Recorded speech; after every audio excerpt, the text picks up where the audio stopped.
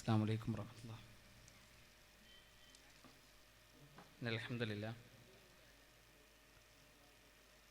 അൽഹംദുലില്ലാഹി റബ്ബിൽ ആലമീൻ വസ്സലാത്തു വസ്സലാമു അലാ റസൂലിൽ അമീൻ വഅലാ ആലിഹി വസ്വഹാബിഹി അൽ ഫായിസീന ബിറിദല്ലാഹ് അമ്മാ ബഅദ്. ബിസ്മില്ലാഹിർ റഹ്മാനിർ റഹീം. യാ അയ്യുഹല്ലദീന ആമനു തഖുല്ലാഹ ഹഖ തുഖാതിഹി വലാ തമൂതുന്ന ഇല്ലാ വഅൻതും മുസ്ലിമൂൻ. വേദിയിലെ ആദരണീയനായ ISMൻ്റെ സംസ്ഥാന ട്രഷറർ KM അസീസ്, സംസ്ഥാന സെക്രട്ടറിമാരായ റഹ്മത്തുള്ള സ്വലാഹി, നൗഷാദ് കരുവണ്ണൂർ, MSM സംസ്ഥാന വൈസ് പ്രസിഡന്റ് സയദുദ്ദീൻ സ്വലാഹി അടക്കമുള്ള നേതാക്കളെ, സ്നേഹം നിറഞ്ഞ സഹോദരങ്ങളെ, സഹോദരിമാരെ, രക്ഷിതാക്കളെ, കാരുണ്യവാനായ അള്ളാഹുവിൻ്റെ ആജ്ഞാനിർദ്ദേശങ്ങൾ ജീവിതത്തിൽ എപ്പോഴും പാലിക്കണമെന്ന് ആമുഖമായി ഓർമ്മപ്പെടുത്തുകയാണ്. ഇന്നലെ മുതൽ ആരംഭിച്ച കേരളത്തിലെ ആയിരങ്ങൾക്ക് വെളിച്ചം നൽകിയ ഒരു വലിയ സ്ഥാപനത്തിൻ്റെ വിദ്യാർത്ഥികൾ സംഘടിപ്പിക്കുന്ന അതിൻ്റെ വാർഷിക ദഅ്വ സമ്മേളനത്തിലാണ് നമ്മളുള്ളത്. അള്ളാഹു നമ്മളിൽ നിന്ന് ഇത് സ്വീകരിക്കുമാറാകട്ടെ. ഇസ്ലാം ഏറെ പ്രാധാന്യം കൽപ്പിക്കുന്ന ഒരു പ്രായമാണ് യുവത്വം എന്ന് പറയുന്നത്. വിശുദ്ധ ഖുർആനിൻ്റെ ആയത്തുകളിലും പ്രവാചകൻ സ്വല്ലല്ലാഹു അലൈഹി വസല്ലമയുടെ ഹദീസുകളിലും യുവത്വ കാലഘട്ടത്തിൻ്റെ പ്രാധാന്യത്തെക്കുറിച്ച് സുദീർഘമായി വിശദീകരിക്കപ്പെടുന്നത് നമുക്ക് കാണാൻ കഴിയും. മഹാനായ പ്രവാചകൻ സ്വല്ലല്ലാഹു അലൈഹി വസല്ലം ഇസ്ലാമിൻ്റെ പ്രബോധന പ്രവർത്തനങ്ങളുമായി കടന്നു വരുന്ന അദ്ദേഹത്തിൻ്റെ കാലഘട്ടം യുവത്വ കാലഘട്ടത്തിലായിരുന്നു. 40 വയസ്സുള്ള ഒരു യുവാവായിട്ടാണ് പ്രവാചകൻ സ്വല്ലല്ലാഹു അലൈഹി വസല്ലമ തൻ്റെ ഇസ്ലാമിക പ്രബോധന പ്രവർത്തനങ്ങൾക്ക് തുടക്കം കുറിക്കുന്നത്, പ്രവാചകനായി അള്ളാഹു അദ്ദേഹത്തെ തിരഞ്ഞെടുക്കുന്നത്. നബി സ്വല്ലല്ലാഹു അലൈഹി വസല്ലമയുടെ കൂടെ ഏറ്റവും ശക്തരായി നിന്ന സ്വഹാബികൾ, അവരുടെ എല്ലാം ജീവിതത്തിൻ്റെ തീക്ഷ്ണമായ യുവത്വ കാലഘട്ടത്തിലാണ് ജീവിതത്തെ മുഴുവൻ ഇസ്ലാമിന് വേണ്ടി അവർ സമർപ്പിക്കുന്നത്. 38-ാമത്തെ വയസ്സിൽ ഇസ്ലാമിൻ്റെ ഏറ്റവും വലിയ പ്രബോധകനായി കടന്നു വന്ന അബൂബക്കർ സിദ്ദീഖ് റളിയല്ലാഹു അൻഹു 38-ാമത്തെ വയസ്സിലാണ് ഇസ്ലാമിക സമൂഹത്തിൻ്റെ പാതയിലേക്ക് പ്രവേശിക്കപ്പെടുന്നത്.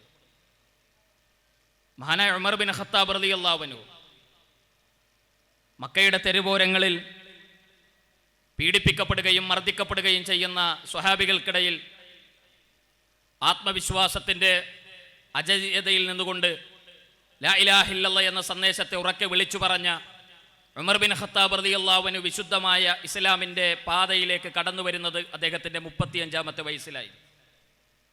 നബി സല്ലല്ലാഹു അലൈഹി വസല്ലമയുടെ 2 പെൺകുട്ടികളെ കല്യാണം കഴിച്ച് പ്രവാചകൻ്റെ കൂടെ ജീവിച്ച് ഇസ്ലാമിക സമൂഹത്തിൻ്റെ 3-ാം ഖലീഫയായി ചരിത്രത്തിൽ ഇടം നേടിയ ഉസ്മാൻ ബിൻ അഫ്ഫാൻ റളിയല്ലാഹു അൻഹു തൻ്റെ 32-ാമത്തെ വയസ്സിലാണ് ഇസ്ലാം സ്വീകരിക്കുന്നത്. അലി ബിൻ അബി ത്വാലിബ് റളിയല്ലാഹു അൻഹു അദ്ദേഹത്തിൻ്റെ വളരെ ചെറിയ പ്രായത്തിലാണ് ഇസ്ലാമിലേക്ക് കടന്നു വരുന്നത്. ഇസ്ലാമിക ചരിത്രത്തിൽ ഏറ്റവും ശ്രദ്ധേയമായ അടയാളപ്പെടുത്തലുകൾ നടത്തിയ സ്വഹാബികളുടെ കൂട്ടത്തിൽ ഈ യുവാക്കളുടെ പേരിന് ശേഷമാണ് വേറെ ആരുടെയും പേര് നമുക്ക് എഴുതാൻ കഴിയുന്നത്. വിശുദ്ധ ഖുർആൻ മുൻഗാമികളായ പ്രവാചകന്മാരുടെ ചരിത്രം പറയുമ്പോൾ ഇബ്രാഹിം നബി അലൈഹി സ്വലാത്തു വസ്സലാമയുടെ ചരിത്രത്തെക്കുറിച്ച് വിശദീകരിക്കുന്നുണ്ട്. ലാ ഇലാഹ ഇല്ലല്ലാഹയുടെ പ്രബോധന പ്രവർത്തനങ്ങളുമായി അള്ളാഹു ആ പ്രവാചകനെ തിരഞ്ഞെടുക്കുകയും തൻ്റെ വീട്ടിൽ നിന്ന് ഈ പ്രബോധന പ്രവർത്തനങ്ങൾ ആരംഭിക്കുകയും ചെയ്യുമ്പോൾ ഇബ്രാഹിം നബി അലൈഹി സ്വലാത്തു വസ്സലാമയുടെ ഉപ്പയാണ് അദ്ദേഹത്തിനെതിരെ ആദ്യമായി രംഗത്ത് വരുന്നത്. നിന്നെ ഞാൻ എറിഞ്ഞു കൊല്ലും എന്ന് വളരെ പരുഷമായ ശബ്ദത്തിൽ തൻ്റെ വീട്ടിൽ നിന്ന് ഇബ്രാഹിം നബി അലൈഹി സ്വലാത്തു വസ്സലാമയെ ആട്ടിപ്പുറത്താക്കപ്പെടുന്ന ഒരു രംഗമുണ്ട്. ഇബ്രാഹിം നബി തൻ്റെ ഉപ്പയോട് പറയുന്നത് യാ അബത്ത്, എൻ്റെ പ്രിയപ്പെട്ട പിതാവേ, ഉപ്പ എന്ന് വിളിച്ചുകൊണ്ടാണ്. സ്നേഹത്തിൻ്റെ മുഴുവൻ വിസ്മരിക്കാൻ കഴിയാത്ത ഏറ്റവും സുന്ദരമായ അടയാളപ്പെടുത്തലുകൾ കൊണ്ട് നിറഞ്ഞതാണ് ഇബ്രാഹിം നബി അലൈഹി സ്വലാത്തു വസ്സലാമയുടെ ഹൃദയം എന്ന് ഖുർആനിൻ്റെ ആശയങ്ങളിലൂടെ കടന്നു പോകുമ്പോൾ നമുക്ക് കാണാൻ കഴിയുന്നുണ്ട്.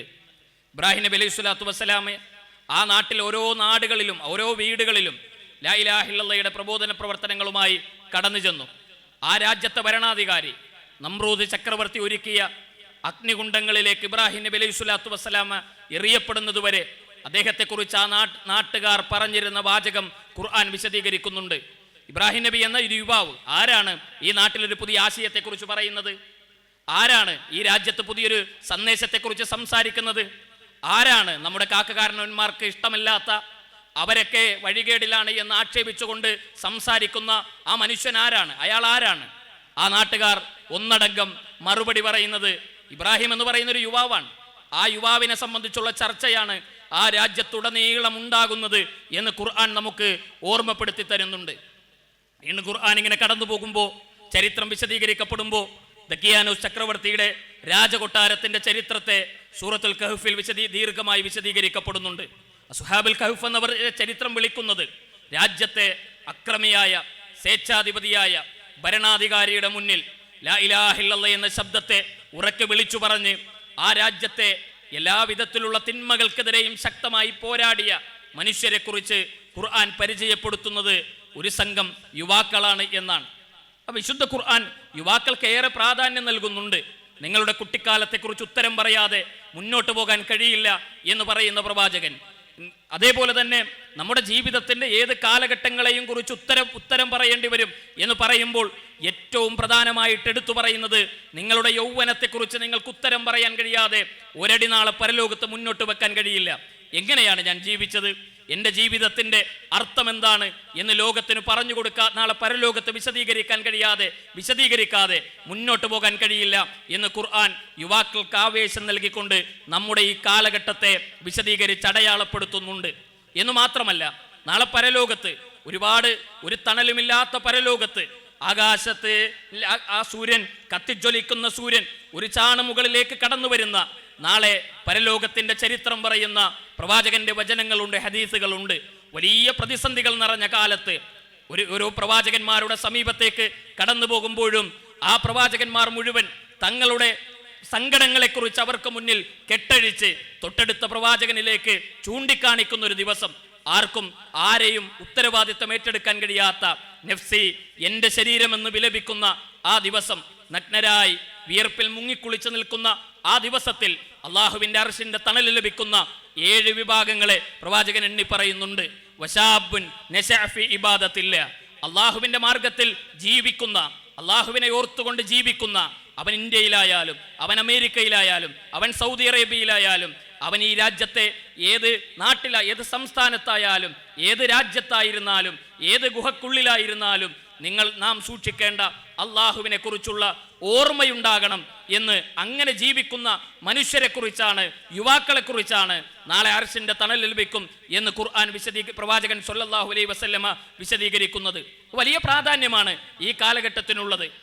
ലോക ചരിത്രത്തിൽ അത്ഭുതങ്ങൾ സൃഷ്ടിച്ച സാമ്രാജ്യങ്ങളുണ്ട്, ഭരണാധികാരികളുണ്ട്.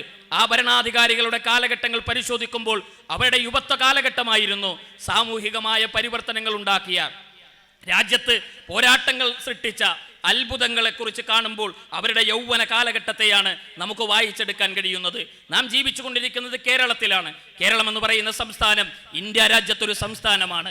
ഇന്ത്യ എന്ന് പറയുന്നത് 7.5 പതിറ്റാണ്ടുകൾക്കപ്പുറം ബ്രിട്ടീഷുകാരൻ്റെ കാൽച്ചുവട്ടിൽ അടിയറവ് പറഞ്ഞിരുന്ന നാട്ടുരാജ്യങ്ങൾ ഉണ്ടായിരുന്ന ഒരു രാജ്യമായിരുന്നു നമ്മുടേത്. ബ്രിട്ടീഷുകാരനും പറങ്കികളും 2.5 നൂറ്റാണ്ടുകാലം ഈ രാജ്യത്തടക്കി ഭരിച്ച അവരുടെ സാമ്രാജ്യങ്ങൾ വികസിപ്പിച്ച കാലഘട്ടങ്ങൾ ഉണ്ടായിരുന്നു. ദക്ഷിണാഫ്രിക്കയിൽ പഠനത്തിന് പോയ ഒരു ചെറുപ്പക്കാരൻ ഇന്ത്യയിലേക്ക് കടന്നു വരുമ്പോൾ ഈ രാജ്യത്തെ അവർ മതപരമായി ഭിന്നിച്ചുകൊണ്ട് വിഭജിച്ചുകൊണ്ട് ഈ രാജ്യത്തെ അടിമകളാക്കി ഭരിച്ചിരുന്ന കാലഘട്ടത്തിലാണ് മഹാനായ മഹാത്മാഗാന്ധി രാജ്യത്തേക്ക് കടന്നു വരുന്നത്.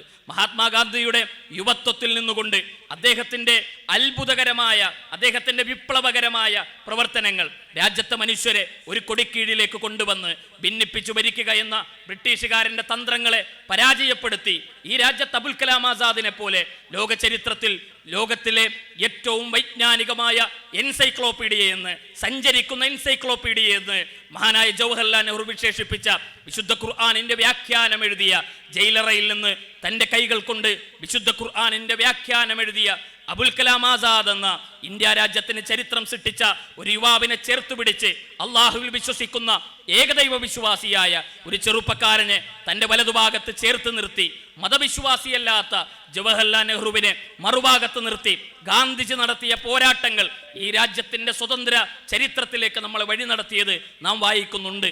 ഇന്ന് നാം ജീവിച്ചുകൊണ്ടിരിക്കുന്നത് ഇന്ത്യയുടെ അക്കാലഘട്ടത്തിൽ ബ്രിട്ടീഷുകാരൻ ഭിന്നിപ്പിച്ചു വളർത്തിയ, ഭിന്നിപ്പിച്ചു ഭരിച്ച കാലഘട്ടത്തിൽ നിന്ന് വ്യത്യസ്തമായി കൊണ്ടല്ല.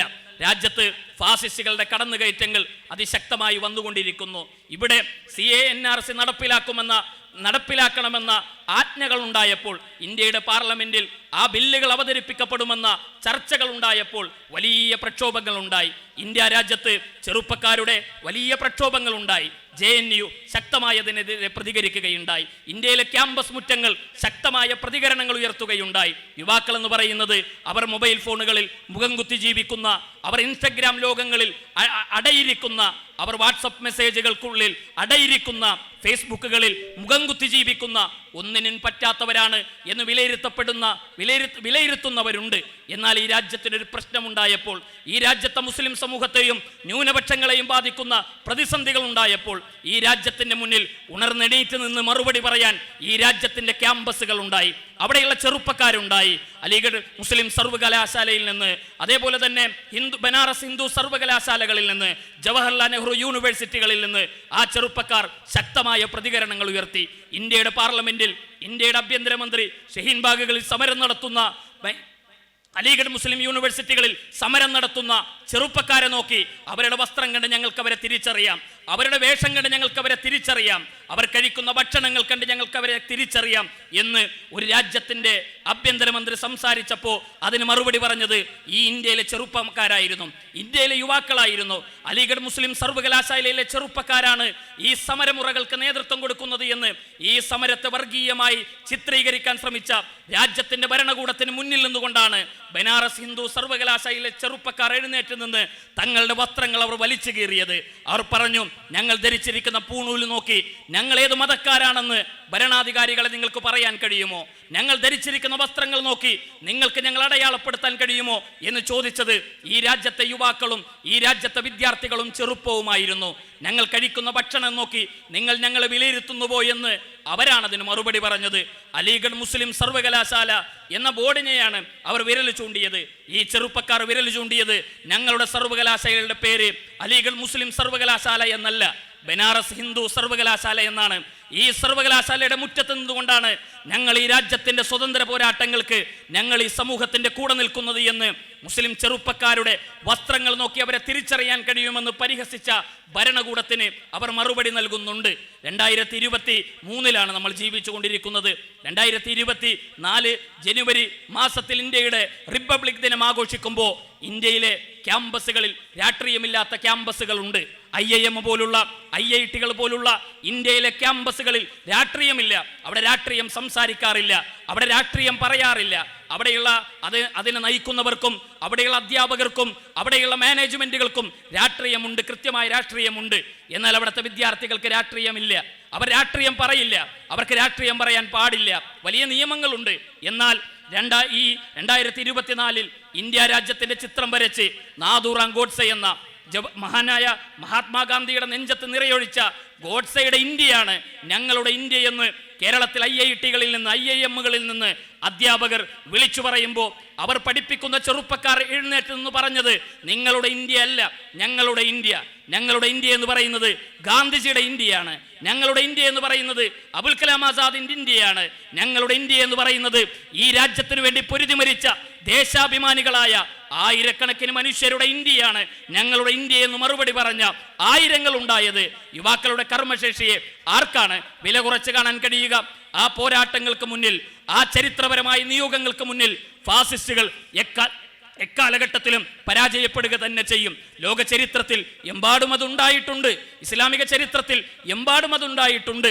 മുജാഹിദ് പ്രസ്ഥാനത്തിന്റെ ചരിത്രത്തിലും ഈ പ്രസ്ഥാനത്തിന്റെ പോരാട്ട ഭൂമികളിൽ ആദർശരംഗത്തെ അന്ധവിശ്വാസങ്ങൾ കൊണ്ട് ഇരുൾമുറ്റിയ നാൾവഴികളിൽ നടക്കാൻ അവകാശമില്ലാത്ത കാലഘട്ടത്തിൽ ലാ ഇലാഹ ഇല്ലല്ലാഹയുടെ പ്രബോധന പ്രവർത്തനങ്ങളുമായി ഈ രാജ്യത്തും ഈ നാട്ടിലും മുന്നേറിയ മഹാപണ്ഡിതന്മാർക്ക് ധൈര്യം നൽകിയത് അവരുടെ ജീവിതത്തിലെ യൗവന കാലഘട്ടമായിരുന്നു. അവർക്ക് ആത്മവിശ്വാസം നൽകിയത്, അവരുടെ ഹൃദയത്തിന് വിശുദ്ധി നൽകിയത് അവരുടെ യുവത്വ കാലഘട്ടമായിരുന്നു. വിശുദ്ധമായ തൗഹീദിന്റെ ദീപശിഖയുമായി അന്ധവിശ്വാസങ്ങൾ നിറഞ്ഞ കേരളത്തിലെ ഗ്രാമപ്രദേശങ്ങളിലും തെരുവോരങ്ങളിലും കടന്നു ചെല്ലാൻ അവർക്ക് ആത്മവിശ്വാസം നൽകിയത് അവരുടെ സിരകളിൽ, അവരുടെ രക്തങ്ങളിൽ അലിഞ്ഞു ചേർന്ന വിശുദ്ധമായ ആദർശബോധത്തിന്റെ കരുത്തിൽ നിന്നുകൊണ്ടായിരുന്നു എന്ന് ഞാനും നിങ്ങളും മനസ്സിലാക്കേണ്ടതുണ്ട്. ഞാൻ എൻ്റെ സംസാരം ദീർഘമായി കൊണ്ടുപോകാൻ ആഗ്രഹിക്കുന്നില്ല. നാം ഇസ്ലാമിക പ്രബോധന പ്രവർത്തനങ്ങളിൽ മുന്നേറുന്നവരാണ്. മുജാഹിദ് യുവാക്കളോട് ഈ രാജ്യത്തിന് ഒരുപാട് പ്രതിസന്ധികളുണ്ട്, ഈ നാട്ടിൽ ഒരുപാട് പ്രതിസന്ധികളുണ്ട്. ഈ രാജ്യത്ത് നമ്മുടെ വൈകാരികതകളെ മുതലെടുക്കാൻ പരിശ്രമിക്കുന്നവരുണ്ട്. ഉത്തരേന്ത്യയുടെ തെരുവോരങ്ങളിൽ ഫാസിസ്റ്റുകളുടെ ആയുധങ്ങൾക്ക് കീഴിൽ മരിച്ചു വീഴുന്ന മനുഷ്യരെ ചൂണ്ടിക്കാട്ടി നാം ആയുധങ്ങൾ എടുക്കണം എന്ന് നമ്മളോട് പറയുന്നവരുണ്ട്. കാശ്മീരിലെ ആരാധനാലയത്തിന്റെ നടുമുറ്റത്ത് മരിച്ചു വീണ 8 വയസ്സുകാരി അസിഫ ബാനു എന്ന പെൺകുട്ടിയുടെ ചേതനയേറ്റ മൃതശരീരത്തെ ചൂണ്ടിക്കാണിച്ച് ഈ രാജ്യത്ത് ആയുധങ്ങളെടുത്ത് പോരാടണമെന്ന് നമ്മുടെ മുസ്ലിം യുവാക്കളുടെ സിരകളിൽ ആവേശമുയർത്താൻ ശ്രമിച്ചുകൊണ്ടിരിക്കുന്നവരുണ്ട്. നമ്മൾ ഈ രാജ്യത്തിനെതിരെ കലാപങ്ങൾ ഉണ്ടാക്കണമെന്ന് പറയാൻ ശ്രമിക്കുന്നവരുണ്ട്. ലോകത്തിന്റെ വ്യത്യസ്ത ഭാഗങ്ങളിൽ നിന്ന് ഈ രാജ്യത്തെ മുസ്ലിം ന്യൂനപക്ഷങ്ങൾ അനുഭവിക്കുന്ന പ്രതിസന്ധികളെക്കുറിച്ച് മഹാത്മാഗാന്ധിയുടെ വധത്തിന് ശേഷം ഈ രാജ്യം കണ്ട ഏറ്റവും വലിയ ഭീകരത എന്ന് പറയുന്നത് ബാബരി മസ്ജിദിന്റെ താഴികക്കുടങ്ങൾ 992 തകർത്തെറിയപ്പെട്ട ആ ഇന്നലകളെ കുറിച്ചാണ്. ഗാന്ധിജിയുടെ മരണത്തിന് ശേഷം ഈ രാജ്യം കണ്ട ഏറ്റവും വലിയ ഭീകരത എന്ന് പറയുന്നത് അതിന്റെ ചരിത്രങ്ങളെ, ആരാധനാലയങ്ങളിലേക്ക് കടന്നു കയറാൻ പരിശ്രമിച്ചു കൊണ്ടിരിക്കുന്ന ഫാസിസ്റ്റുകളെ ചൂണ്ടിക്കാട്ടി മുസ്ലിം യൗവനങ്ങളെ വർഗീയവൽക്കരിക്കാൻ ശ്രമിക്കുന്നവരുണ്ട്. വർഗീയതയുടെ കൊടുങ്കാറ്റ് വീശുമ്പോൾ തണുത്ത പേമാരി പോലെ ഈ രാജ്യത്തിന്റെ ഭരണകൂടത്തിലും ഭരണഘടനയിലും വിശ്വസിച്ചുകൊണ്ട് ഇവിടെയുള്ള മതേതര വിശ്വാസികളെ ഒരുമിച്ച് നിർത്തി നമ്മളോടൊപ്പം ചേർന്ന് നിൽക്കാൻ ഈ രാജ്യത്തെ ക്യാമ്പസുകളിൽ പഠിച്ചിറങ്ങുന്ന വിദ്യാർത്ഥികളെ ഒപ്പം നിർത്തിക്കൊണ്ട് മതേതര മൂല്യങ്ങൾ ഉയർത്തിപ്പിടിച്ച് ഫാസിസ്റ്റ് വർഗീയ ശക്തികൾക്കെതിരെ പൊരുതുന്ന യൗവനങ്ങളെയാണ് നാം ഈ രാജ്യത്തിന്റെ മുന്നിൽ ഉണ്ടാക്കേണ്ടത് എന്ന സന്ദേശമാണ് മുജാഹിദ് പ്രസ്ഥാനത്തിന്റെ യുവജന സംഘടനയുടെ ഭാരവാഹി എന്ന നിലയിൽ ഞാൻ ഈ സമൂഹത്തോട് പറയുന്നത്.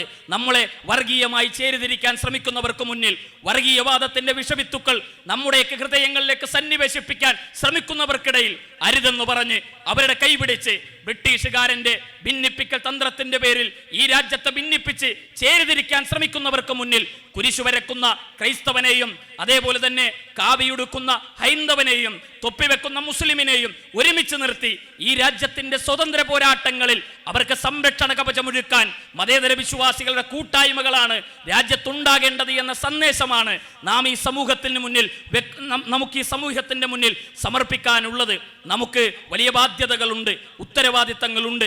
കേരളത്തിൽ എത്രയോ ക്യാമ്പസുകൾ ഓരിക്കുറുക്കന്മാർ ഓരിയിട്ട മാംഗ്ലാരിക്കുന്നിന്റെ മുകളിൽ നമ്മുടെ വലിയ മദീനത്തുൽ പോലുള്ള സ്ഥാപനങ്ങളെ പടുത്തുയർത്തിയ ഓരിക്കുറുക്കന്മാർ പോലും കടന്നു വരാത്ത ഈ കുന്നിൻ മുകളിൽ ജാമിയ സലഫിയെ പടുത്തുയർത്തിയ കാലിക്കറ്റ് യൂണിവേഴ്സിറ്റിയുടെ വലിയ വിശാലമായ ഏക്കർ കണക്കിന് വൈജ്ഞാനിക മന്ദിരങ്ങളെ മലബാറിന്റെ മുന്നിൽ പടുത്തുയർത്തിയ ഫറൂഖ് കോളേജും PSMO കോളേജും സുല്ലമുസ്സലാം സ്ഥാപനങ്ങളും മോങ്ങം അൻവാർ അറബി കോളേജും അടക്കം വടക്കേ മലബാറിന്റെ ഹൃദയഭാഗങ്ങളിൽ വൈജ്ഞാനിക വിപ്ലവത്തിന് തുടക്കം കുറിച്ച അത്ഭുതങ്ങളെ പടുത്തുയർത്തിയ മഹാപണ്ഡിതന്മാർ ഈ രാജ്യത്തിന്റെ മുന്നിൽ സമർപ്പിച്ച ത്യാഗോജ്ജലമായ പോരാട്ടങ്ങളുണ്ട്.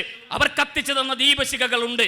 ആ ദീപശിഖകളുമായി ഇരുൾമുറ്റിയ ഈ കേരളത്തിന്റെ അന്ധകാരങ്ങളിലേക്ക് ആ വെളിച്ചവുമായി കടന്നു പോകാനുള്ള ആത്മവിശ്വാസമാണ് മുജാഹിദ് പ്രസ്ഥാനത്തിന്റെ യുവജനങ്ങൾ ഈ സന്ദർഭത്തിൽ ഏറ്റെടുക്കേണ്ടത് എന്നാണ് എനിക്ക് ഓർമ്മപ്പെടുത്താനുള്ളത്.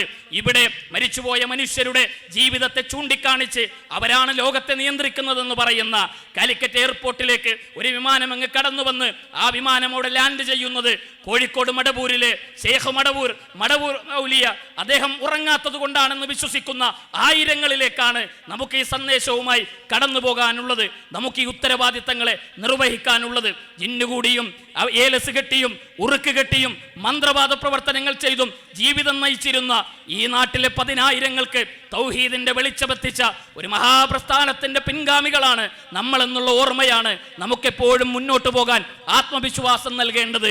ഇവിടെ വിമാനങ്ങളിൽ ഹജ്ജിന് പോകാൻ അവസരങ്ങളില്ലാത്ത കാലത്ത് കപ്പലുകളിൽ ഹജ്ജ് നിർവഹിക്കാൻ പോയി തിരിച്ചു വരുമോ എന്ന് പോലും ഉറപ്പില്ലാത്ത കാലത്ത് കഅബാലയത്തിന്റെ കില്ല പിടിച്ച് ലാ ഇലാഹ ഇല്ലല്ലാഹ് എന്ന സന്ദേശത്തെ കേരളത്തിന്റെ മുഴുവൻ പ്രദേശങ്ങളിലും എത്തിക്കണമെന്ന് ഞങ്ങൾക്കെത്തിക്കാൻ തൗഫീക്ക് നൽകണമെന്ന് പ്രാർത്ഥിച്ച മഹാപണ്ഡിതന്മാരുടെ ആ ഊർജമാണ് മുജാഹിദ് യുവാക്കളുടെ ആത്മവിശ്വാസം എന്നാണ് എനിക്ക് നിങ്ങളോട് ഓർമ്മപ്പെടുത്താനുള്ളത്, സൂചിപ്പിക്കാനുള്ളത്. അതുകൊണ്ട് നമുക്കിടയിൽ ഒരുപാട് വിശുദ്ധ ഖുർആനിന്റെ ആയത്തുകളെ ദുർവ്യാഖ്യാനം ചെയ്ത് ഏതൊരു കിണറ്റിൽ നിന്നാണോ, അന്ധകാരത്തിന്റെ കിണറ്റിൽ നിന്നാണോ നാം കയറി വന്നത്, ആ കിണറ്റിലേക്ക് നമ്മളെ തള്ളിയിടാൻ ശ്രമിക്കുന്നവർ നമുക്ക് ചുറ്റുമുണ്ട്.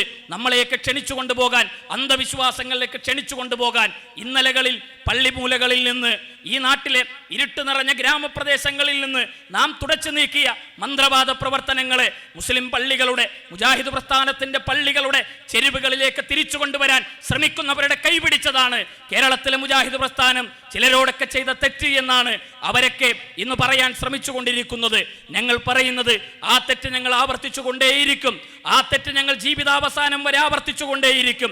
കേരളത്തിന്റെ തെരുവുകളിൽ വിശ്വാസ ജീർണതകളിലേക്ക് മുസ്ലിം യുവാക്കളെയും മുസ്ലിം സഹോദരങ്ങളെയും ക്ഷണിച്ചു കൊണ്ടുപോകാൻ ശ്രമിക്കുന്ന സകല മന്ത്രവാദികളുടെയും കൈപിടിച്ച് വിശ്വാസത്തിലേക്ക് വഴി നടത്താൻ മുജാഹിദ് പ്രസ്ഥാനം പ്രതിജ്ഞാബദ്ധരാണ് എന്നാണ് അവരോട് ഞങ്ങൾക്ക് ഓർമ്മപ്പെടുത്താനുള്ളത്. മുജാഹിദ് പ്രസ്ഥാനത്തെ എത്രയോ കാര്യങ്ങൾ പറഞ്ഞുകൊണ്ട് ആക്ഷേപിക്കുന്നവരുണ്ട്. ഈ അടുത്ത കാലത്ത് ഇത്തരം വിഷയങ്ങളുടെ പേരിൽ മുജാഹിദ് പ്രസ്ഥാനത്തിൽ നിന്ന് മാറി നിന്ന് പ്രവർത്തിക്കുന്ന വിസ്ഡം ഇസ്ലാമിക് ഓർഗനൈസേഷൻ എന്ന് പറയുന്ന ഒരു സംഘടനയുണ്ട്. ആ സംഘടനയുടെ ഒരു വാർഷിക സമ്മേളനം, അവിടെയുള്ള അവരുടെ ഒരു സമ്മേളനം മലപ്പുറത്ത് വെച്ച് നടന്നു. അതിൽ അവരുടെ ഏറ്റവും ഉത്തരവാദിത്തപ്പെട്ട ഒരു ഭാരവാഹി, ഒരു നേതാവ് നടത്തിയ ചില സംസാരങ്ങളുണ്ട്. ആ സംസാരങ്ങളെ കുറിച്ച് ചില കാര്യങ്ങൾ പറയാതിരിക്കാൻ നിർവാഹമില്ല. ഞങ്ങൾ എന്തിനാണ് വിസ്ഡം എന്ന് പറയുന്ന ഒരു സംഘടന ഉണ്ടാക്കിയത്? അത് കേരളത്തിലെ ഞങ്ങളെ മുജാഹിദ് പ്രസ്ഥാനത്തിന്റെ നേതൃത്വം ഞങ്ങളെ മരവിപ്പിച്ചത് കൊണ്ടാണ്, ഞങ്ങൾക്ക് കത്ത് തന്ന് മാറ്റി നിർത്തിയത് കൊണ്ടാണ് ഞങ്ങൾക്ക് പുതിയ സംഘടന ഉണ്ടാക്കേണ്ടി വന്നത് എന്ന് പറയുന്ന ന്യായം പറയുന്ന ആളുകൾ. മുജാഹിദ് പ്രസ്ഥാനം വെറുതെ മാറ്റി നിർത്തി എന്നല്ലല്ലോ നിങ്ങളും പറയുന്നത്, കത്ത് തന്ന് മാറ്റി നിർത്തി എന്നാണല്ലോ. ഒരു കത്ത് തന്നാൽ ആ കത്ത് നിങ്ങളെ കുറിക്കല്യാണത്തിന് വിളിക്കുന്ന കത്താണ് എന്ന് നിങ്ങൾക്ക് പറയാൻ കഴിയുമോ? ആ കത്തിൽ ഉള്ളടക്കം എന്താണ്? നിങ്ങൾ ഈ സമൂഹത്തോട് പറയണം. വിശ്വാസ ജീർണതകളിലേക്ക് മുസ്ലിം ചെറുപ്പത്തെ വൈകാരിക തലങ്ങളിലേക്ക് കൊണ്ടുപോകാൻ ഒരു കൂട്ടായ്മയുടെ നേതൃത്വത്തിൽ നിന്ന് ശ്രമം നടത്തുമ്പോൾ നിങ്ങളത് ചെയ്യുന്നത് തെറ്റാണ്, നിങ്ങളെ അതിന് അനുവദിക്കാൻ കഴിയില്ല എന്നൊരു നേതൃത്വം കത്ത് കൊടുത്തു പറയുക എന്നത്, ഒരു കത്തും കൊടുക്കാതെ ഒരു സുപ്രഭാതത്തിൽ നാളെ നിങ്ങളെല്ലാം പിരിഞ്ഞു പോയിക്കോ എന്ന് മുജാഹിദ് പ്രസ്ഥാനം പറഞ്ഞു എന്ന് നിങ്ങൾക്ക് വാദമില്ലല്ലോ. അങ്ങനെ ഒരിക്കലും നിങ്ങൾ പറയുന്നില്ലല്ലോ. കത്ത് തന്നു, ആ കത്തിൽ എന്താ വാചകങ്ങളുള്ളത്? നിങ്ങൾ ഈ സമൂഹത്തോട് പറ.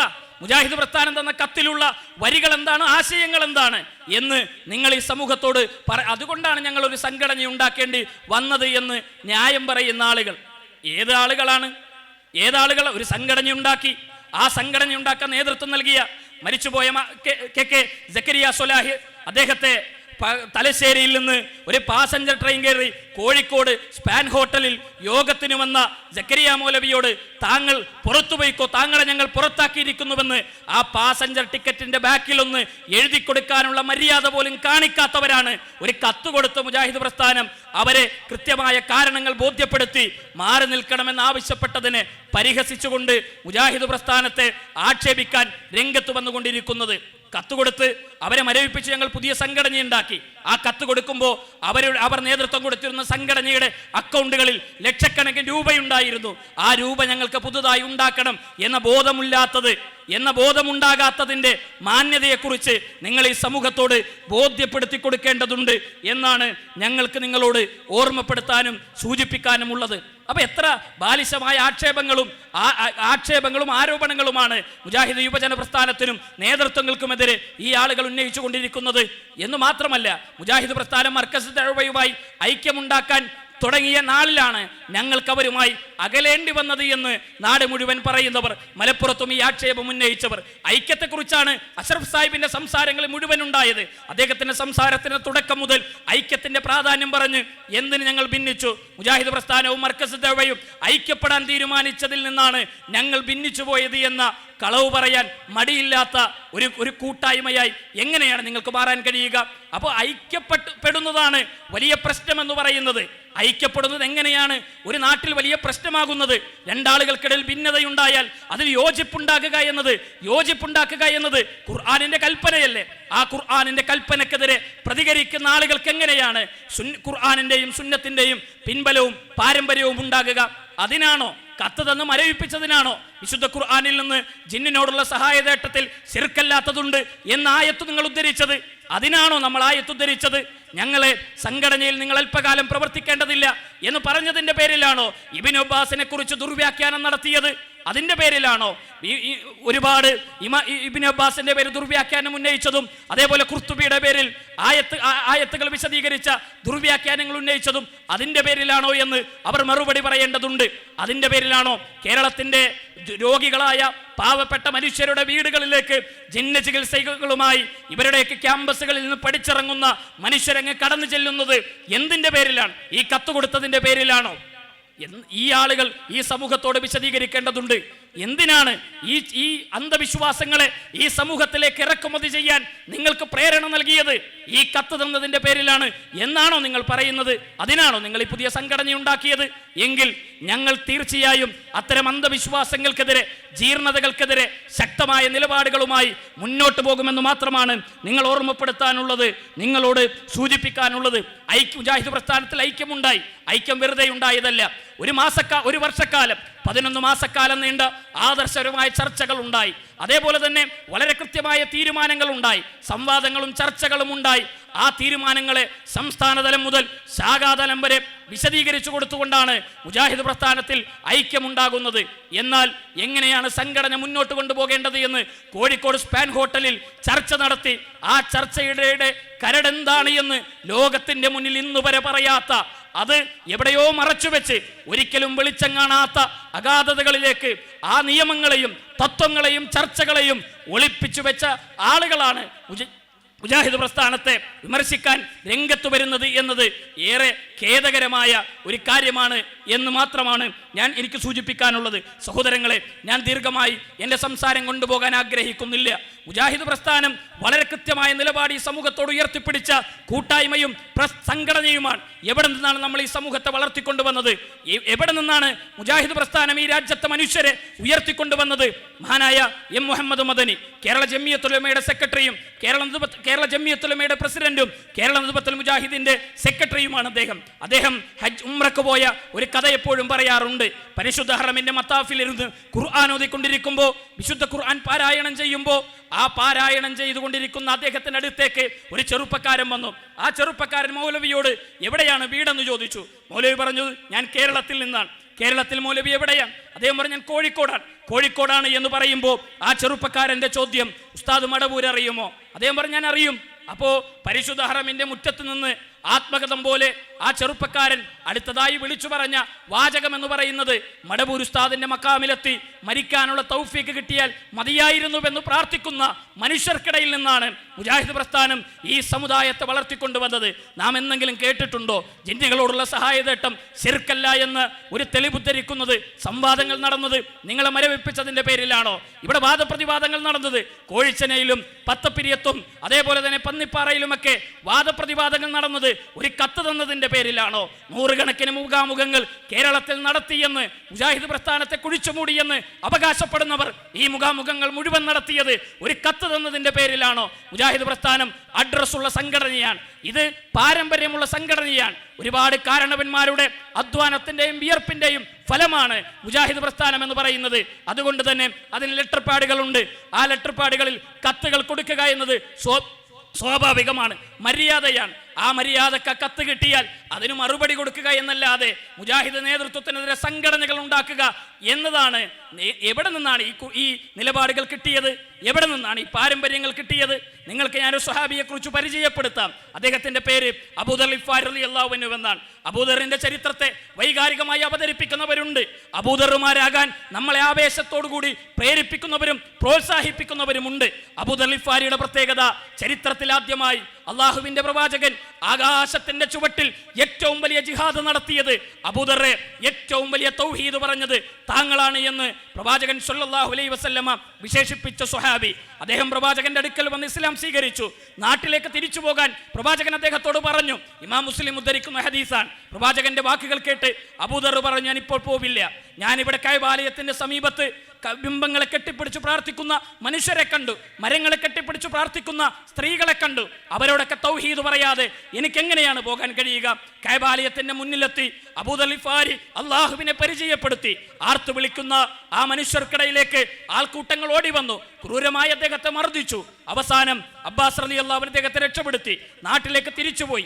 അബൂദർ തന്റെ അനിയനെ കണ്ടു. അനിയനോട് ഇസ്ലാമിനെ കുറിച്ച് പറഞ്ഞു. അനിയൻ ഇസ്ലാം സ്വീകരിച്ചു. ജേട്ടനും അനുജനും ഉമ്മയോട് ഇസ്ലാമിനെ കുറിച്ച് പറഞ്ഞു. ഉമ്മ ഇസ്ലാം സ്വീകരിച്ചു. ഉമ്മയും 2 മക്കളും നാട് മുഴുവൻ കയറിയിറങ്ങി. അവരെ മുഴുവൻ ഇസ്ലാം സ്വീകരിച്ചു. അവരെ മുഴുവൻ ആ നാട് മുഴുവൻ ഇസ്ലാം സ്വീകരിച്ചു. അവരെയും കൊണ്ട് മദീനയിലെത്തിയ അബൂദർ ഗിഫാരിയോടാണ് പ്രവാചകൻ പറഞ്ഞത്, ആകാശത്തിന്റെ ചുവട്ടില് ഏറ്റവും വലിയ ജിഹാദ് ചെയ്ത, ഏറ്റവും കൂടുതൽ തൗഹീദ് പറഞ്ഞത് അബൂദർ ഗിഫാരിയാണ് എന്ന് നബി സല്ലല്ലാഹു അലൈഹി വസല്ലമ അദ്ദേഹത്തെ വിശേഷിപ്പിക്കുന്നുണ്ട്. ചരിത്രപരമായ കാരണങ്ങളാൽ അബൂദർ ഗിഫാരി തന്റെ ജീവിതത്തിന്റെ അവസാന കാലഘട്ടങ്ങൾ റബദ എന്ന് പറയുന്ന മദീനയിൽ നിന്ന് വിദൂരമായ ഒരു പ്രദേശത്താണ് താമസിക്കുന്നത്. അന്ന് മദീന ഭരിക്കുന്നത് ഉസ്മാൻ ഇബ്നു അഫ്ഫാൻ റളിയല്ലാഹു അൻഹു ആണ്. ഉസ്മാൻ റളിയല്ലാഹു അൻഹു ഭരിക്കുന്ന മദീന, ആ മദീനയിൽ നിന്ന് വിദൂരമായ പ്രദേശത്ത് അബൂദർ താമസിക്കുമ്പോൾ കൂഫയിൽ നിന്നുള്ള കുറച്ചാളുകൾ അബൂദർ ഗിഫാരിയുടെ വീട്ടിലെത്തി. അവര് പറഞ്ഞു, അബൂദറെ, താങ്കൾ ആരാണ്? താങ്കൾ അല്ലാഹുവിന്റെ പ്രവാചകന്റെ ഏറ്റവും ഇഷ്ടപ്പെട്ട സ്വഹാബിയല്ലേ? താങ്കൾ ഏറ്റവും കൂടുതൽ ആളുകളെ തൗഹീദിലേക്ക് കൊണ്ടുവന്ന ആളല്ലേ? താങ്കൾ ഏറ്റവും അധികം പ്രബോധനം നടത്തിയ ഒരാളല്ലേ?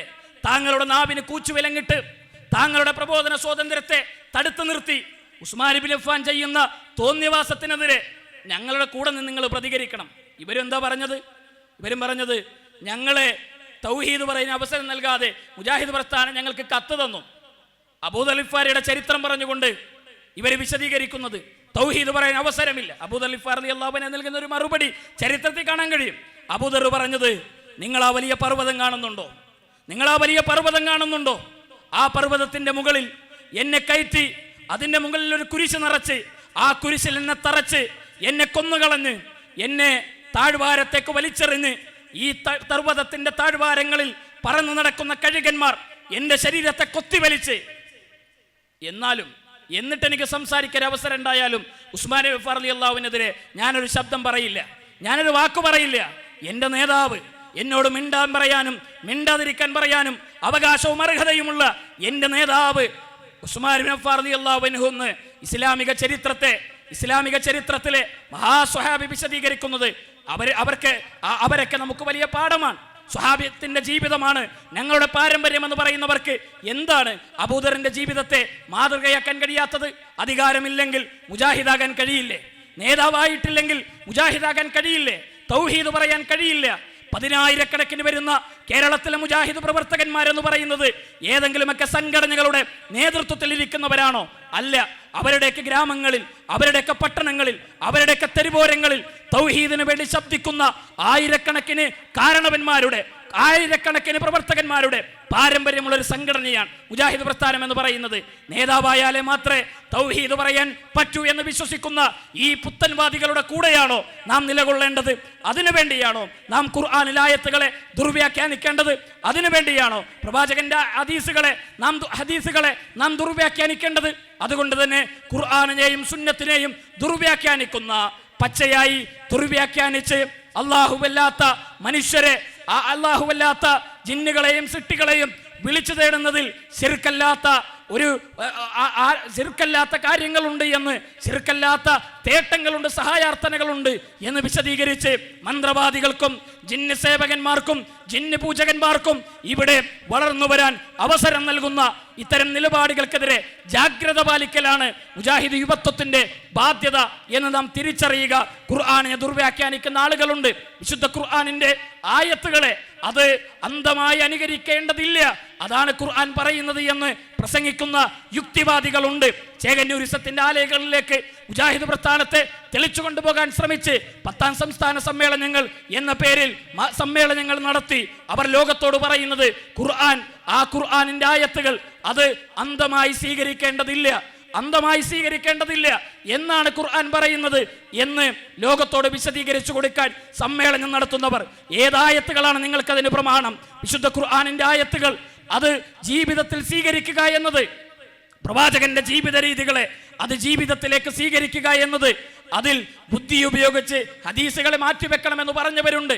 ഖുർആനിന്റെ ആയത്തുകളെ ബുദ്ധി ഉപയോഗിച്ച് മാറ്റിവെക്കണം എന്ന പുത്തൻ വാദത്തിലേക്ക് ഈ ചെറുപ്പത്തെയും ഈ മനുഷ്യരെയും തെളിച്ചു കൊണ്ടുപോകാൻ ശ്രമിക്കുന്നവരുടെ കൈപിടിക്കേണ്ട ഉത്തരവാദിത്വവും നമുക്കുണ്ട് എന്ന് നാം മനസ്സിലാക്കുക. രാജ്യത്തിന്റെ പുതിയ നാൾവഴികളിൽ വെളിച്ചത്തിന്റെ പ്രകാശവാഹകരായി ഈ രാജ്യത്ത് ഫാസിസത്തെയും വർഗീയതയെയും വളർത്താൻ ശ്രമിക്കുന്നവർക്ക് മുന്നിൽ ആദർശബോധമുള്ള ഒരു സമൂഹമായി ജ്വലിച്ചു നിൽക്കാൻ നാം തയ്യാറാവുക. അള്ളാഹു നമ്മെ അനുഗ്രഹിക്കുമാറാകട്ടെ. വൽഹംദുലില്ലാഹി റബ്ബിൽ ആലമീൻ. അസ്സലാമു അലൈക്കും വറഹ്മത്തുള്ളാഹി വബറകാതുഹു.